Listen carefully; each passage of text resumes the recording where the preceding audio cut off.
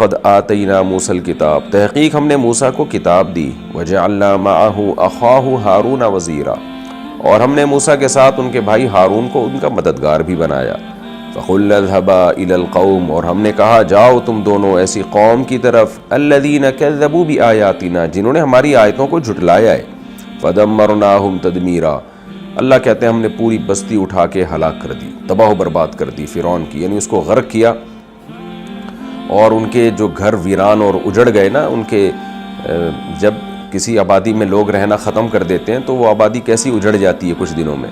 تو ہم نے ان کو تباہ و برباد کر دیا۔ وقوم نوح، اور نوح علیہ السلام کی قوم کو بھی یاد کرو، لما کذبوا الرسل، جب انہوں نے پیغمبروں کا انکار کیا۔ اب دیکھیں انہوں نے تو انکار صرف نوح علیہ السلام کا کیا تھا، قرآن میں اس طرح کی مضمون اور بھی جگہ پر ہے کہ ایک پیغمبر کے انکار کو اللہ تعالیٰ پیغمبروں کا انکار کہتے ہیں۔ وجہ اس کی ہے کہ تمام پیغمبروں کی دعوت ایک ہی ہے، تو کسی ایک سچے پیغمبر کا انکار کرتا ہے نا، اس کا مطلب اس نے باقی پیغمبروں کا بھی انکار کر دیا،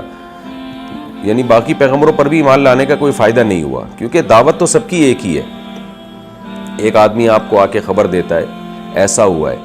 دوسرا وہی خبر دیتا ہے، آپ اس کی خبر کو جھٹلا رہے ہو اور اس کو کہہ رہے ہو کہ وہ صحیح کہہ رہا ہے، تو وہی بات تو دونوں کی ایک ہی ہے، تو اس کو اگر آپ جھٹلا رہے ہو تو اس کا مطلب اس کو بھی جھوٹا قرار دے رہے ہو۔ تو اس لیے اللہ تعالیٰ بعض دفعہ ایک پیغمبر کے انکار کو بھی قرآن میں اللہ نے تعبیر یوں کیا ہے کہ سارے پیغمبروں کا انکار۔ تو جب انہوں نے پیغمبروں کا انکار کیا، اغرقناہم، ہم نے ان کو غرق کر دیا، وجعلناہم للناس آیا، اور ہم نے لوگوں کے لیے ایک بڑی نشانی بنا دیا، واعتدنا للظالمین عذابا علیما، اور ہم نے ظالموں کے لیے دردناک عذاب تیار کر کے رکھا ہے جو آخرت میں ہوگا۔ وعادا وثمودا، اور قوم عاد اور قوم سمود کو، واصحاب الرسی، اور کنویں والے لوگوں کو۔ یہ کنویں والے کون تھے؟ اس کی تفسیر میں مختلف آراء ہیں، بہت ساری آراء اس کی تفسیر میں۔ حضرت عبداللہ بن عباس رضی اللہ تعالیٰ عنہ سے قول منقول ہے، وہ بھی کوئی بہت مضبوط سند کے ساتھ نہیں ہے، اس میں یہ ہے کہ یہ قوم عاد یا قوم سمود کی کچھ باقیات تھیں جو جب عذاب آیا تو یہ لوگ کنویں پہ تھے، وہاں رہا کرتے تھے، تو یہ بچ گئے تھے، بعد میں ان کو بھی ہلاک کیا گیا۔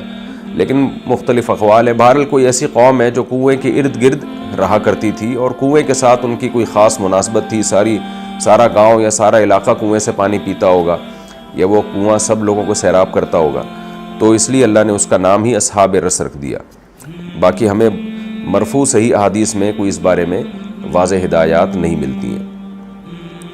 وقرون بین ذلک کثیرا، اور ان کے درمیان بھی بہت ساری بستیاں، یعنی یہ تو وہ ہیں جن کو اللہ نے بیان کر دیا، ورنہ اور بہت ساری بستیاں ہیں جن کو اللہ نے تباہ و برباد کیا، لیکن اللہ فرماتے ہیں ہم ظالم نہیں ہیں۔ وَكُلًّا ضَرَبْنَا لَهُ الْأَمْثَالِ، ان تمام کی تمام کے لیے ضربنا لہ الامثال، ہم نے ان کے لیے مثالیں بیان کر دی تھیں، ان کو سمجھایا تھا ہم نے، اچانک ہم نے تباہ نہیں کیا۔ یہ لہو کی ضمیر مفرد ہے، تو سوال پیدا ہوتا ہے کہ یہ تو بہت ساری بستیوں کی طرف ضمیر لوٹ رہی ہے، سب بستیوں کے لیے، تو پھر لہا ہونا چاہیے یا لہنہ ہونا چاہیے، تو ہو ضمیر اصل میں کلن کی طرف لوٹ رہی ہے، کل کا جو لفظ ہے نا وہ مفرد ہے، تو اس لیے کل کے لفظ کی وجہ سے لہو کی ضمیر لائی گئی، مراد تمام بستیاں۔ جب اردو میں ترجمہ کریں گے تو تمام بستیوں کے لیے ہم نے مثالیں بیان کر دی تھیں، وَكُلًّا تَبَّرْنَا تَتْبِيرًا، اور سب کی سب بستیوں کو ہم نے تباہ و برباد کر دیا۔ تو جب اتنے سب کچھ ہو چکا ہے تو یہ کس کھیت کی مولی ہیں بھائی، یہ کیا سمجھتے ہیں اپنے آپ کو۔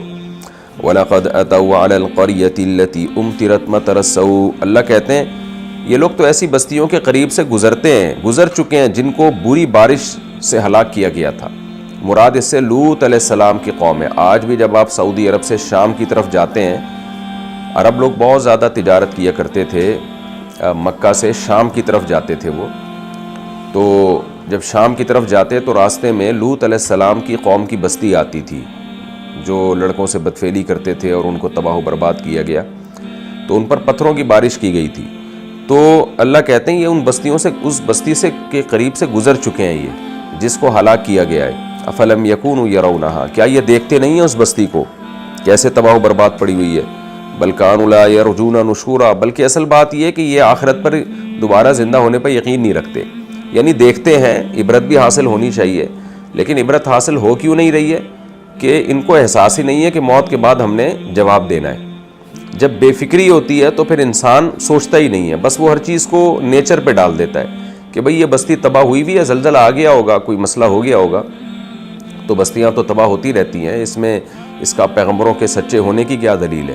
لیکن اگر آخرت کا خوف ہوتا تو یہ غور کرتے بھئی یہ جو بستی تباہ ہوئی ہے، تو ہم یہود و نصارہ سے پوچھتے ہیں کہ کیا ہوا تھا یہاں واقعہ، تو یہود بھی بتائیں گے، عیسائی بھی بتائیں گے، بہت ساری قومیں آپ کو بتائیں گی کہ بھئی یہ ایسا نہیں ہے، یہ اتفاقی واقعہ نہیں ہے، ایک پیغمبر آئے تھے یہاں۔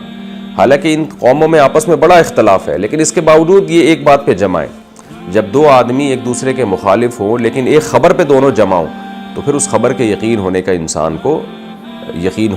اس خبر کے صحیح ہونے کا انسان کو یقین ہو جاتا ہے۔